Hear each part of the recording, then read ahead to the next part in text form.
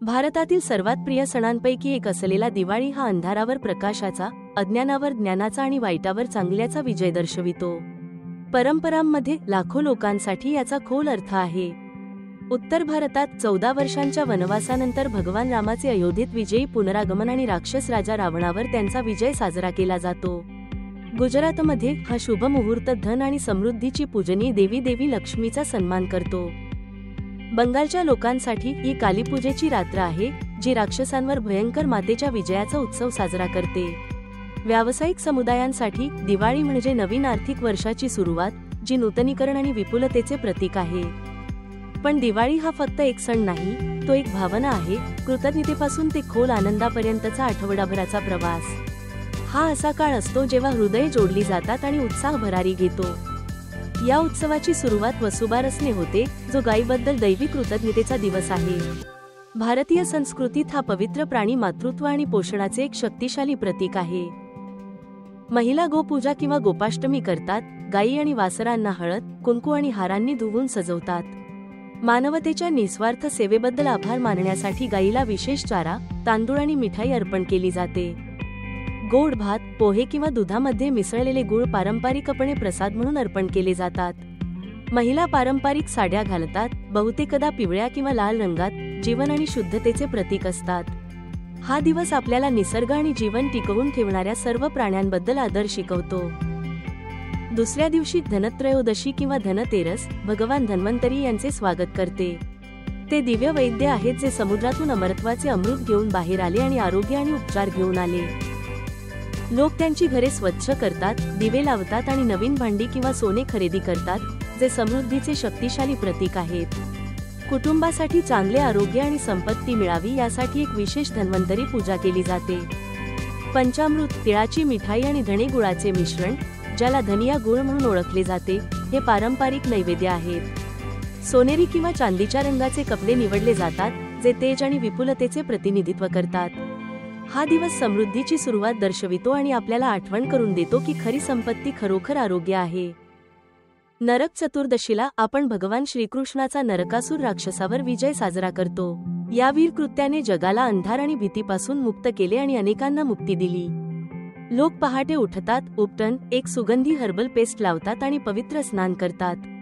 हा विधी शुद्धीकरण आणि नूतनीकरणाचे प्रतीक आहे. वाईटापासून मुक्तता आणि चांगल्याच्या विजयाचा उत्सव साजरा करण्यासाठी सर्वत्र दिवे लावले जातात.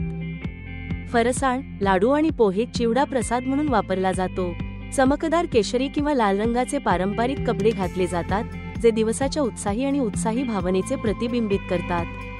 हा दिवस आपल्याला आठवण करून देतो की सर्व नकारात्मकता नष्ट करण्यासाठी आंतरिक शुद्धता आणि धैर्य आवश्यक आहे. दिवाळीची ही सर्वात प्रतीक्षित असलेली संध्याकाळ असते, जेव्हा घरे दिव्यांनी चमकतात आणि हृदये भक्तीने उघडी असतात. ही लक्ष्मीपूजनाची रात्र आहे, जी संपत्ती, सौंदर्य आणि दैवी कृपेला समर्पित आहे. घरे काळजीपूर्वक स्वच्छ केली जातात आणि गुंतागुंतीच्या रांगोळी, ताजी फुले आणि असंख्य तेलाच्या दिव्यांनी सजवली जातात. कुटुंबे नाणी, मिठाई आणि सुगंधित धूप वापरून लक्ष्मी पूजा करतात, ज्यामुळे आशीर्वाद मिळतो. घरात देवी लक्ष्मीच्या प्रवेशाचे आमंत्रण म्हणून दरवाजे उघडे ठेवले जातात. खीर, लाडू आणि भाताच्या मिठाई प्रसाद म्हणून अर्पण केल्या जातात. लाल आणि सोनेरी रंगात चमकणाऱ्या साड्या किंवा सुंदर शेरवान्या परिधान केल्या जातात, ज्या भाग्याच्या देवीसाठी शुभ मानल्या जातात. हा दिवस आध्यात्मिक प्रकाशाचे प्रतीक आहे, जिथे संपत्ती केवळ भौतिक नाही तर चांगल्या कर्मांचा आणि सुसंवादाचा प्रकाश आहे. दिवाळीनंतरची सकाळ म्हणजे पाडवा, ज्याला बाली प्रतिपदा असेही म्हणतात, जो प्रेम, नूतनीकरण आणि समृद्धीचे प्रतीक आहे. हा दिवस मनापासूनच्या नात्यांचा आणि नवीन सुरुवातीचा आहे. पती बहुतेकदा आदर आणि प्रेमाचे प्रतीक म्हणून त्यांच्या पत्नींना नवीन कपडे किंवा दागिने भेट देतात. काही प्रदेशांमध्ये गोवर्धन पूजा केली जाते, ज्यामध्ये भगवान श्रीकृष्णाला अन्नाचा डोंगर अर्पण केला जातो. विविध पदार्थांचे मिश्रण असलेले अन्नकूट देवाला प्रसाद म्हणून अर्पण केले जाते.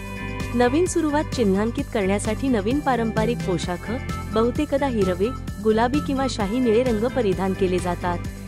पाडवा नवीन सुरुवात, प्रेम आणि भागीदारी साजरे करतो, दैवी आणि घरगुती बंधनांचा सन्मान करतो.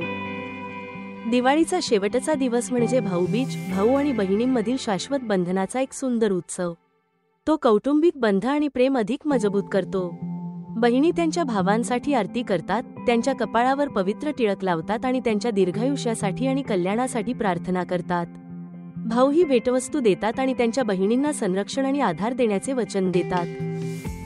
पुरणपोळी, खीर आणि सुक्या मेव्याच्या मिठाई प्रेमाने तयार केल्या जातात आणि वाटल्या जातात.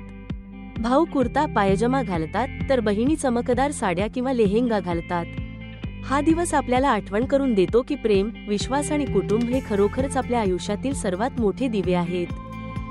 दिवे चमकतात आणि हवा आनंदाने भरून जाते, तेव्हा लक्षात ठेवा की दिवाळी ही फक्त दिवे लावण्याबद्दल नाही, तर ती दयाळूपणा, कृतज्ञता आणि अढळ आशेने हृदय उजळवण्याबद्दल आहे. ही दिवाळी तुम्हाला शांती, समृद्धी आणि असीम आनंद घेऊन येवो.